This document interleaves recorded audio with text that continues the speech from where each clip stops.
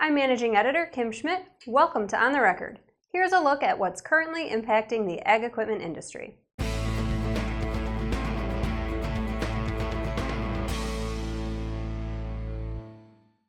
This week, John Deere filed a response to the U.S. Department of Justice's lawsuit seeking to block the company's planned purchase of Precision Planting from the Climate Corporation.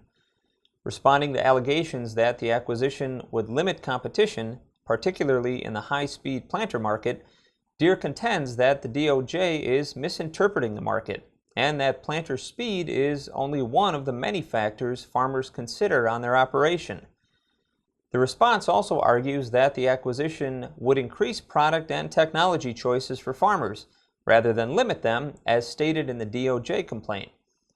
Ken Golden, Director of Global Public Relations for Deere & Company, says the lawsuit is designed to protect a competitor, not competition.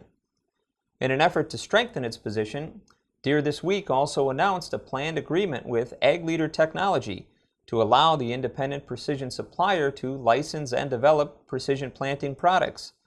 The agreement is contingent on Deere's acquisition of Precision Planting, but if completed, would broaden market availability for high-speed planter technology, according to Golden.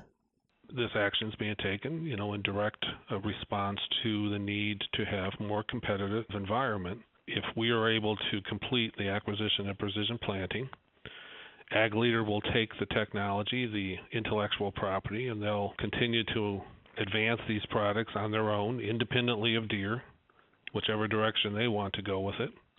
And Deere and Precision Planting will move forward. And this will create more competition, as well as the fact that the Precision Planting products will be still included in the potential for adding and retrofitting to all brands of equipment. While the planned agreement with Ag Leader could expedite an end to the pending litigation, the civil trial is scheduled to begin on February 27th. Back to you, Kim. USDA's October 12th World Agricultural Supply and Demand Estimates report produced few surprises and no new data that could jumpstart sales of farm machinery. Overall, U.S. corn production is forecast to be up 11% to 15.1 billion bushels versus a year ago, but yields were lowered by 1 bushel to 173.4 bushels per acre. If the forecast holds, this would be the highest yield in production on record. USDA raised its estimated corn price by 5 cents a bushel to $2.95 to $3.55. Corn exports are expected to be higher than estimated earlier this year. Soybean production is also expected to set a record at 4.27 billion bushels, up 9% over last year.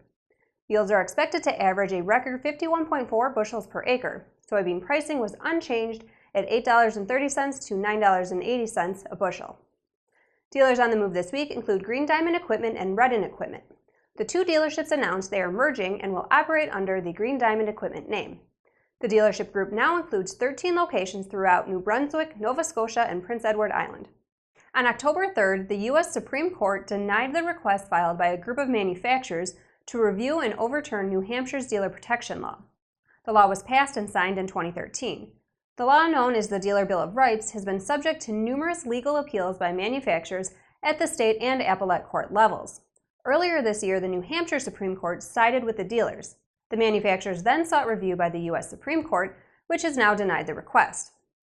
The law includes common-sense provisions for dealers that define what constitutes good cause for a manufacturer or supplier to cancel or terminate a dealer. It also provides dealers with more flexibility when selling their business, limits capital upgrades to facilities, and includes a buy local provision when updating facilities when required, and proper reimbursements for warranty work done by dealers. We spoke with Tim Wentz, Field Director for the Northeastern Equipment Dealers Association, about the ruling.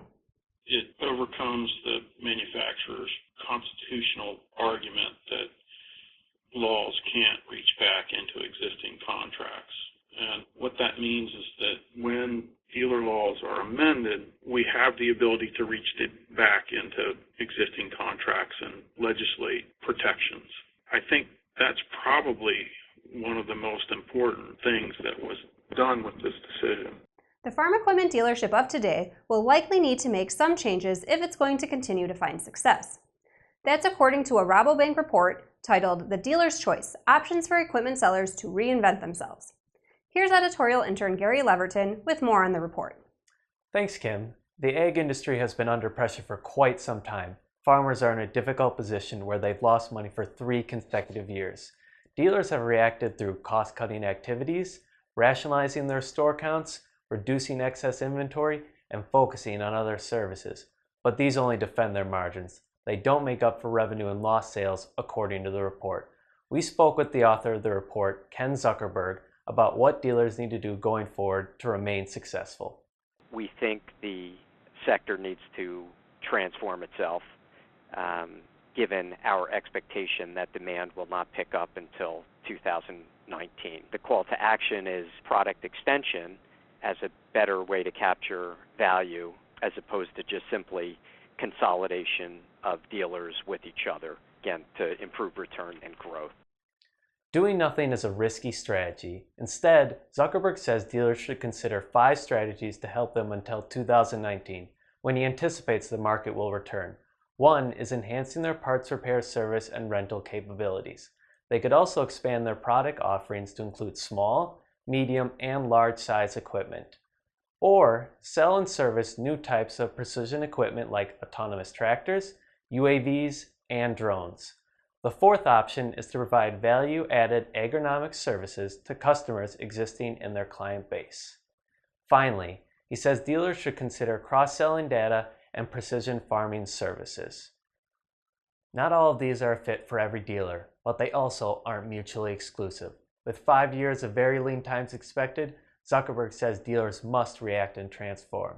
The model has to change, and the industry has to reinvent itself, he says. Back to you, Kim. Thanks, Gary.